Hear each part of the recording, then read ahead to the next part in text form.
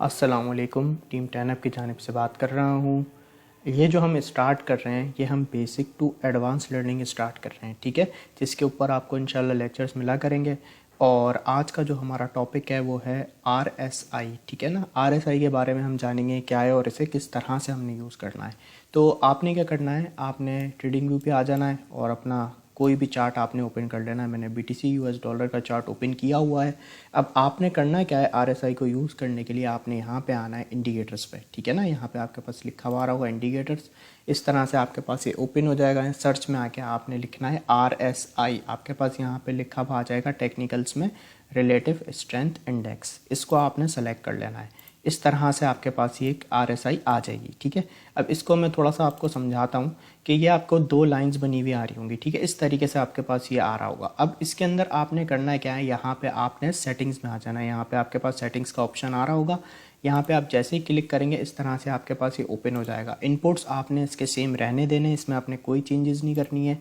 Style में अगर आप आएंगे तो ये आप देख रहे हैं पर्पल वाली लाइन, ये हमारी RSI की लाइन है, ठीक है। अब इसके अंदर आप अगर चाहें तो इसका कोई भी कलर चेंज कर सकते हैं, ठीक है। कोई भी आप कलर चाहें इसका चेंज कर सकते हैं। और यहाँ से आप इसको थोड़ा बोल्ड भी कर सकते हैं, जैसे आप चाहें वो कर सकते हैं। और ये जो हमारी दूसरी वाली लाइन है येलो वाली, ये हमारी RSI based moving average line है, ठीक है। इसको भी आप चाहें तो इसका कोई भी कलर यहाँ से आप दे सकते हैं, ठीक है। अभी मैं आपको सेटिंग समझा रहा हूँ, सिर्फ कोई भी आप यहाँ पे कलर दे सकते हैं, ठीक है। उसके बाद यहाँ पे ये है हमारा RSI अपर बैंड। ये जो है हमारा RSI अपर बैंड है, ठीक है ना। इसकी सेटिंग यहाँ पे 70 पे हुई हुई है। अगर आप चाहें तो इसका कलर यहाँ से चेंज कर सकते हैं, इसको बोल्ड कर सकते हैं और यहाँ से आप इसको लाइन भी सेट कर सकते हैं। इसी तरीके से हमारा RSI मिडिल बैंड है जो इसका सेंटर में होता है, इसकी भी आप सेटिंग चाहें तो यहाँ से चेंज कर सकते हैं, जैसी चाहे आप कर सकते हैं, ठीक है ना।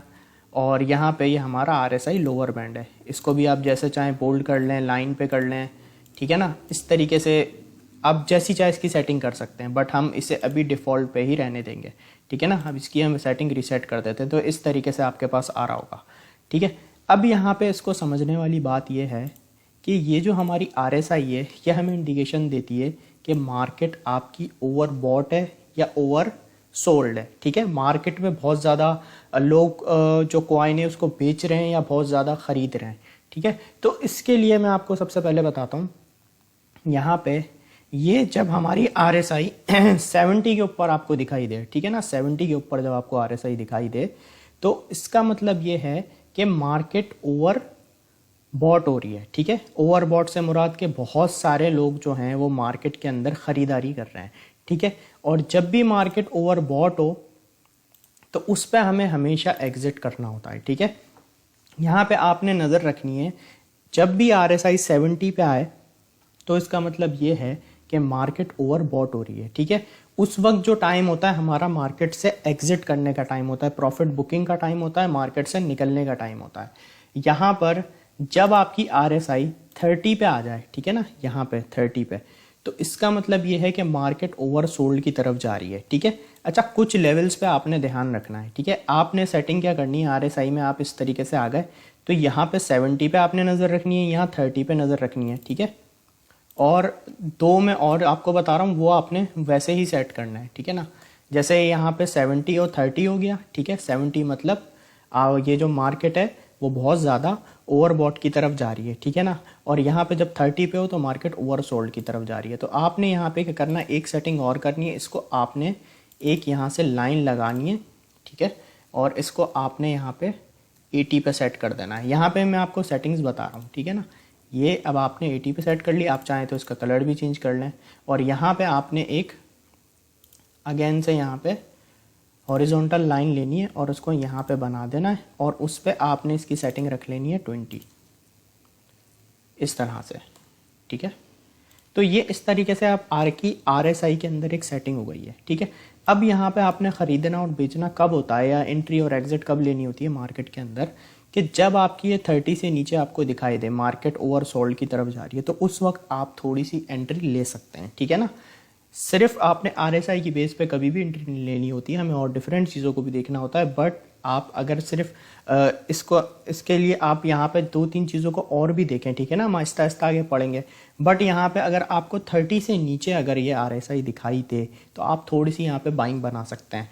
और अगर मार्केट आपको 20 या 20 से नीचे दिखाई दे, यहाँ पे देख रहे हैं बहुत ज़्यादा मार्केट जो है ओवरसोल्ड हो चुकी है, सब ने बेच दिया हो, तो ये टाइम एक अच्छी बाइंग का होता है। ठीक है, अच्छी बाइंग आप कब कर सकते हैं, जब आपको 20 से नीचे दिखाई दे।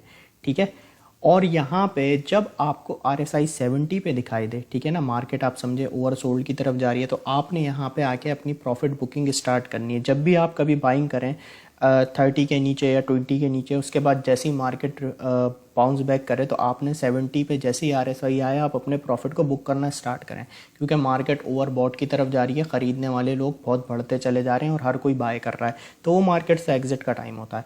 तो यहाँ पे जब आपको 80 पे दिखाई दे तो आपने अपने प्रॉफिट बुकिंग लाजमी करनी है। जब मार्केट बहुत ज़्यादा ओवरबॉट की तरफ जा रही हो तो आपने यहाँ पे ज़रूर अपनी प्रॉफिट बुकिंग करनी है। ठीक है, सिंपल ये कॉन्सेप्ट है, आपने सिर्फ अपनी इन नंबर्स पे नज़र रखनी है।